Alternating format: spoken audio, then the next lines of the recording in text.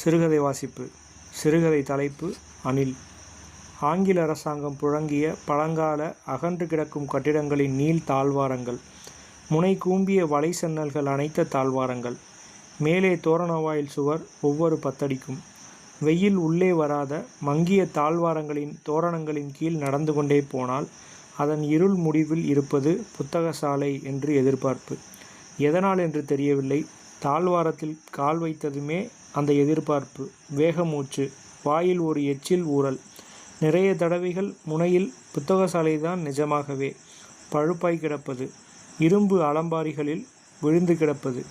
ஒருமுறை சீக்கிர இரவுகள், அப்போது அஸ்தமனம் அப்போதுதான் ஆகி முடிந்திருந்தது. தாழ்வாரத்தில் கால் வைத்ததுமே ஒரு முகம் அந்தரத்தில் மிதந்து வந்தாற்போல எதிரே, ஆந்தை கண்களிலிருந்தே கிளம்பி கன்னத்து சதை கழுத்து எல்லாம் அரிவி வழிவது போல் திக்கென்றது. ஜில்லிட்டு போயிற்று. சுருங்கி தொங்கும் சருமத்தை தள்ளிவிட்டு சில பற்கள் தோன்றின புன்னகையில். பயந்துட்டியாமா? விளக்கு போடப்பட்டது. ஒரு நீண்ட தாழ்வாரம் உருப்பெற்றது. ஒரே தோரண சுவர்கள். குகைக்குள் போவது போல் உணர்வு. தாழ்வார முடிவில் சதுர கம்பிகள் போட்ட இரும்பு கதவின் பின் மென்சிவப்பு ஒளி அடித்தது. இரும்பு கதவின் மேலும் கீழும் ஒரு செம்புகை கவிந்திருந்தது. வேறு உலகத்துக்கு திறக்கும் ஒரு நிழற்கதவாய் அது தெரிந்தது. அதை திறந்ததும் அங்கே சலங்கை ஒளியுடன் ஊர்வசி நடனம் இருக்கும் என்ற பிரமை தோன்றியது. தாழ்வாரங்கள் இல்லாமல் சிறு சந்துகளில் போனாலும் எனக்கு அவை தாழ்வாரங்களாகிவிட்டன. எந்த நடைக்கு பின்னாலும் பழுப்பாய் நாக்குகளை தொங்கவிட்டு மல்லாந்திருக்கும் புத்தகங்கள்தாம் என்ற எண்ணம். தொட்டு எடுத்தால் அட்டையில் ஒரு நாய்க்காது மடங்கள், அதை ஒட்டி ஒரு கீறல், அழுத்தமாக வலிக்க வலிக்க சில சமயம் புத்தகத்தின் முழு பாரத்தையும் தாங்காது முதுகு ஒடிந்திருக்கும். அங்கு தொட்டதும் தப்பென்று ஓசை வரும். தடவி உயிர்ப்பித்ததெல்லாம் அகலிகைதான். எந்த காவியத்தில் இடம்பெறுமோ தெரியவில்லை. நிழற்கதவு பௌதீக உண்மையாய் எதிரே நின்றது. திறந்தான். சிறு தோட்டப்பாதை முடிவில் சட்டங்கள் அடித்த ஒரு கனத்த மரக்கதவு திறந்து கிடந்தது. எல்லாரும் போயாச்சு, நீங்கள் வருவீங்கன்னு தான் காத்துக்கிட்டு இருந்தேன். நீங்கள் கேட்ட புஸ்தகம் இதோ. சடார் என்று காற்று அடித்தது. பக்கங்கள் படபடவென்று அடித்து கொண்டன. அட்டையின் மேல் கை வைத்து அழுத்திய போது பக்கங்களின் நடுக்கம் கையில் ஊறியது. பக்கத்தில் கிழவர் இல்லை. முன்பகுதி விளக்கு தவிர மற்ற விளக்குகள் அணைத்தாயிற்று. உயர்ந்து கூரையை தொட்ட திறந்த இரும்பு அலமாரிகள், உள்ளேயே தகடு வைத்த 2 மாடிகள், ஏற இரும்பு கழிப்படிகள். புத்தக மேல் வைத்த கையுடன் நான் மட்டுமே. கீழே கதவு மூலையில் காற்று அடித்ததில் ஏற்பட்ட பக்கங்களின் படபடப்புகள் ஒன்றாகி ஒரு கனத்த தட்டட்டாயிற்று. அப்போதுதான் அது எதிரே வந்தது. பசை போட்டு ஒட்டியிருந்த ஒரு புத்தக கட்டின் மேல் உட்கார்ந்தது. என்னை ஒரு பார்வை பார்த்துவிட்டு பசையை சுவாரஸ்யமாய் நக்க ஆரம்பித்தது. வேண்டாமே என்றேன். அது சிந்தாமணி, பாலம்மாள் நடத்திய பெண்கள் பத்திரிகை. பின்னால் மங்களாக 9 கஜ புடவையின் அதுதான் அவர். இப்போதுதான் அவருடன் உறவு ஆரம்பித்திருக்கிறது. இன்னும் நாங்கள் பேசிக்கொள்ளவில்லை. அவரை பற்றி முழுதும் தெரியவில்லை. அவருக்கு வைமுகோவை அவ்வளவாக பிடிக்கவில்லை என்பது மட்டும்தான் தெரிந்திருக்கிறது. அணில் கேட்டது. பாலம்மாளை ஒரு முறை பார்த்துவிட்டு போய்விட்டது. காற்றும் தட்டட்டும் விரல்களிடையே படபடப்பும் தொடர்ந்தன. இப்படி நினைவிலும் கனவிலும் நிறைய முறைகள் நடந்துவிட்டபடியால் எது நிஜம் எது கனவு என்று பிரிக்க முடியவில்லை. அது ஒன்றும் அவ்வளவு முக்கியமாக படவில்லை. விரல்களூடே புத்தகம் பொடிந்து விழுந்தது உண்மை. பொடித்தூள்கள் ஒட்டி கொண்டது உண்மை. பொடித்துகள்களுடன் முதல் கேசவர்த்தினி விளம்பர அப்சரஸ் உதிர்ந்ததும் வாஸ்தவம். பல முறைகள், நிஜத்திலும் கனவிலும். அதனால்தான் பிரித்து பார்ப்பதில்லை. கனவு என்று நினைத்து கொண்டிருக்கும் போதே மின்விசிறி நின்று வியர்த்து வழியும். நிஜம் என்று ஒரு புத்தகத்தை முகரும்போது சன்னல் வழியாய் மலைத்துளி முகத்தில் அடித்து எழுப்பிவிடும். நான் பொருட்படுத்துவதில்லை.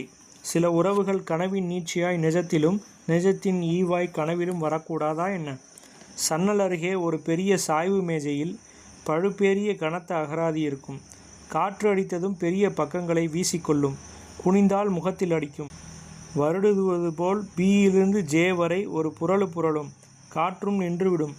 மீண்டும் பியில் வைப்பேன். செல்லமாக ஒரு பக்கம் மட்டும் கன்னத்தில் வருடிவிட்டு போகும். ஒரு வாசனையை விட்டுவிட்டு.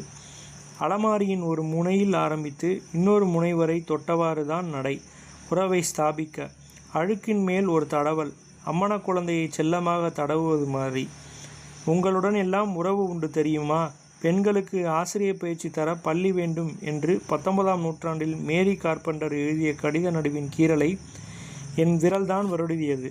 விவேக சிந்தாமணியில் இருக்கும் ராணி விக்டோரியா கும்மியின் மேல் பரவி செவ்வண்ணம் ஏறி துரு போலிருந்த புழுதியை நான் தான் ஊதிவிட்டேன். அது உதட்டில் பறந்து ஏறிய போது சட்டென்று நாக்கை வெளியே விட்டு உதட்டை நக்கி அதை விழுங்கிவிட்டேன். ஒரு பழைய தலைமுறை என் வயிற்றில் இறங்கியது. யாராவது யசோதை என் வாயினுள் பார்த்திருந்தால் ஒரு விக்டோரியா கும்மியை பார்த்திருக்கலாமோ என்னவோ.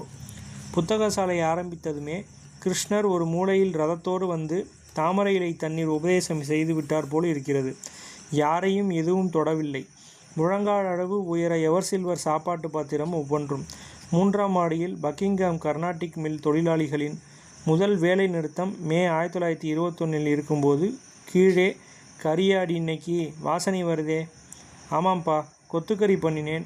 காலையில் எழுந்து புரட்டாசி மாதம் சாப்பிடாமே உடம்பே வீக் ஆயிடுச்சுப்பா. மசாலா எல்லாம் இவரே இடித்தாரு. இன்னும் டைம் ஆகலை. 12 மணி தான் ஆகுது.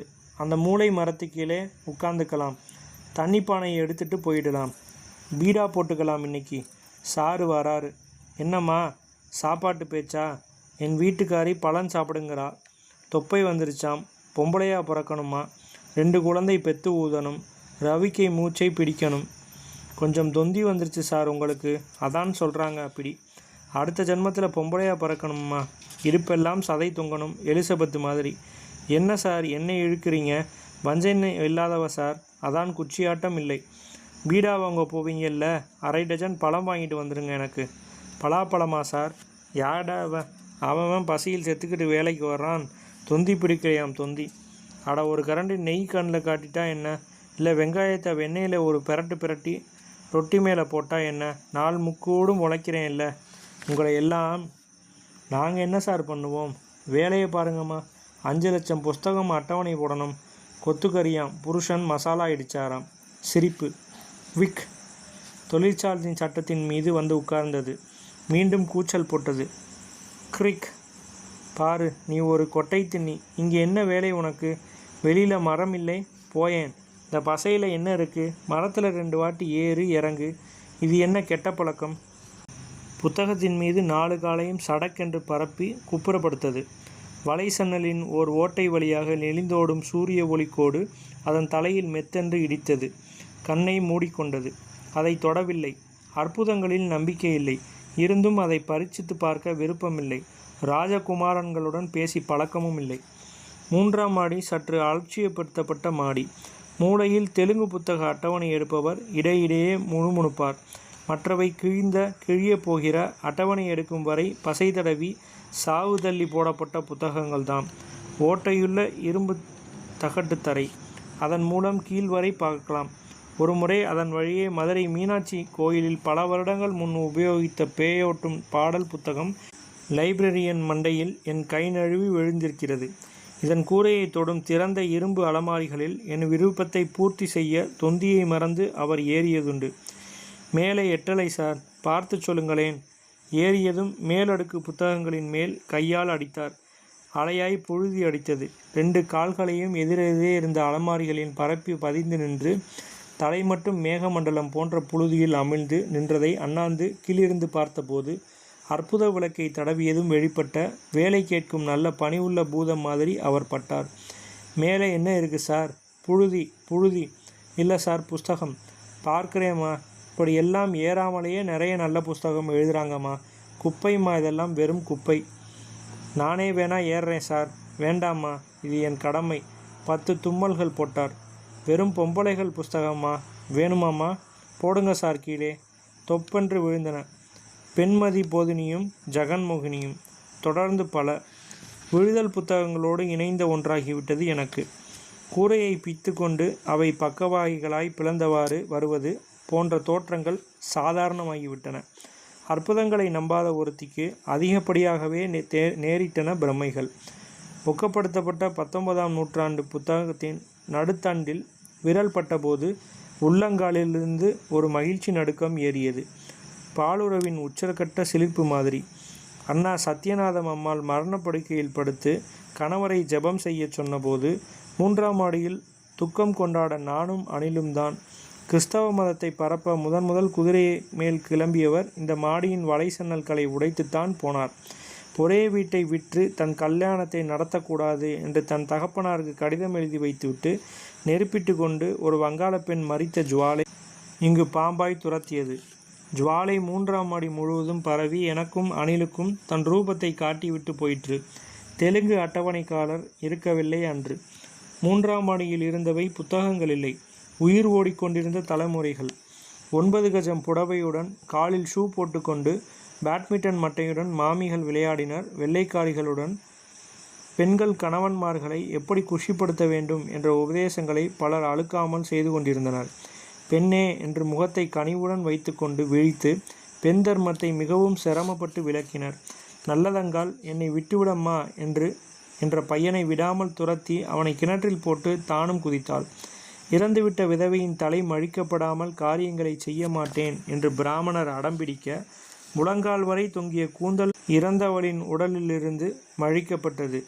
காமனின் பானங்கள் தாளனே என்று ஆடி கலைத்தனர் பொட்டுக்கட்டி கொண்ட பெண்கள். ராட்டை சுற்றிய பெண்களுடன் காந்தி பேசினார். தியாகபூமி உமாராணி நான் அடிமை இல்லை என்று முழங்கினாள். காசினி நவீன மோஸ்தர் வளையல் பற்றி பெண்கள் பகுதியில் எழுதினாள். கணவர் பொதி சுமக்க கைவீசி நடந்தால் ஆனந்தவுடன் அட்டைப்பட பெண். தமிழுக்காக உயிர் துறப்போம் என்றால் தாமரைக்கண்ணி அம்மையார். நிஜ பெயர் சாலா சாக்ஷி. பணம் தராவிட்டால் காந்தி வரமாட்டார் என்று எழுதிய ராஜாஜியுடன் நேரில் சென்று மோதினார் ராமாமிர்த அம்மையார். எல்லோரும் இருந்தார்கள், நானும் இருந்தேன். சில சமயம் புகை உருவங்களாக கனமில்லாமலும் சில சமயம் எடை கூடி அழுத்துபவர்களாகவும் இருந்தார்கள். விதவை பெண்ணின் தழைமணிக்கப்பட்ட அன்று கணம் நெஞ்சை அழுத்தியது. சவரக்கத்திகளாக தெரிந்தன. ஒவ்வொரு கொத்து மயிரும் ஓசையுடன் கீழே விழுந்தது. சொரசொரப்புடன் கன்னத்தை உரசியது. அணில் வாளால் 2 முறை தட்டி புழுதி எழுப்பிய பின்தான் நினைவு மீண்டது. அம்மு சுவாமிநாதன் அட்டையில் இருந்த கல்கியில் சாய்ந்திருந்தது. பசையை தின்று முடித்து விட்டது போலும். ஓட்டை வழியாக கீழே பார்த்தேன். லைப்ரரியன் தலை நாற்காலியில் சாய்ந்திருந்தது. மேஜை மேல் பொருள் கயிறு என்று தலைப்பிட்ட கோப்பு. அவருக்கு பிடித்த கோப்பு. 3 வருடங்கள் முன்னால் பளிரிட்ட வயலட் நிற கோப்பு இப்போது மங்கி முனைதிரிந்து முறுக்கின்றி கிடந்தது. இங்குள்ள பழம்பத்திரிகைகளை மாத வருட வாரியாக பிரித்து கட்ட கயிறு தேவை என்று முதல் கடிதத்தோடு கோப்பு தொடங்கும். வாசகசாலைக்கு கயிறு கொடுக்கப்படுவது அமுலில் இல்லை. இதை மீற என்ன காரணம் காட்டலாம் என்பதை விளக்குக என்ற பதிலுக்கு பின் மாதவாரியாக பிரிக்காதவை கலந்து போய் உபயோகமற்று போகலாம் என்றும், யாருக்கு என்றும், ஆராய்ச்சியாளருக்கு என்றும், எத்தகைய ஆராய்ச்சியாளர்களுக்கென்றும், தமிழ்நாட்டவரா வெளிநாட்டவரா என்றும் கடிதங்கள் சேர்ந்து போய்விட்டன. ஒரு நாள் லைப்ரரியன் தன் நிஜார் பையிலிருந்து கயிற்று உருண்டையை எடுத்தார். அதன் பின் ஒரு கயிற்று உருண்டைக்கான தொகையை திருப்பித் தர கடிதம் எழுதி எதற்காக கயிற்று உருண்டை என்று பதில் வர ஆரம்பித்தது. சாயங்கால வேளைகளில் கோப்பு மேஜைக்கு வரும். இன்னும் கயிற்று பணம் திரும்பவில்லை.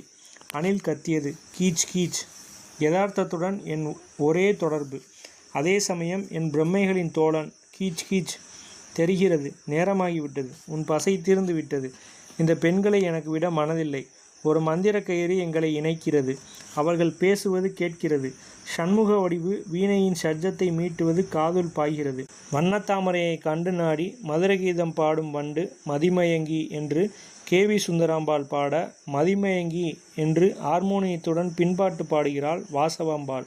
மெரினா கடற்கரையில் வைமு.கோ. சுதந்திர கோரியை ஏற்றுகிறார். கையில் குழந்தையுடன் சிறை போகின்றனர் ஹிந்தியை எதிர்த்த பெண்கள். பார், இது வேறு உலகம். அந்த பசை கொஞ்சமாவது உனக்குள் ஏற்றியிருக்கும் உலகம். எனக்கும் உனக்குமான உலகம். கீழே வாங்களேம்மா. சிரித்தவாறு அண்ணாந்து விழித்தான். இதோ மேலே ஏறி வந்தான். ரூலு வந்துடுச்சு. என்ன ரூலு? இதையெல்லாம் ஒக்கப்படுத்த ரொம்ப செலவாகுது. நிறைய பேர் உபயோகிக்கிறது கிடையாது. உங்களை மாதிரி 1-2 பேர் இதுக்காக ஆள் பசையெல்லாம் கவர்மெண்ட் செலவு பண்ண முடியுமா? எரிச்சிட போகிறாங்க. எதை? பழைய வேண்டாத இந்த புஸ்தகம் எல்லாத்தையும் தான். ஓர் எண்ணமும் எழவில்லை. மனத்தின் விளிம்பில் ஒரு நுனிப்புள் எண்ணம். கயிற்றுக்கோப்பின் முடிவு வந்தாயிற்று போலும். இனி அடக்கம்தான். வாங்கம்மா. இரும்பு படி அருகே வந்து திரும்பி பார்த்தேன். மாலை சூரியனும் மெர்க்குரி விளக்கும் எரிக்கப்பட போகிற பழுப்பு புத்தகங்களின் மேல் அதீத ஒளியை பரப்பின. சிதைமேல் முதலில் பரவும் நெருப்பு வெள்ளம் மாதிரி அவன் விளக்கை அணைத்தான். மங்கிய சிவப்பு வெளிச்சத்துடன் கருமை கலந்து ஓடும் சிவப்பாய் மாய ஜுவாலை வீச்சு. அணில் சன்னலுக்கு எதிரே 4 காலையும் பரப்பி வயிற்றின் மேல் சரணாகதி நிலையில் படுத்திருந்தது. படியிறங்கும் போது ஒரு சிறு எண்ண அழை. அந்த சன்னல் வடக்கு புறம் பார்த்த சன்னல்.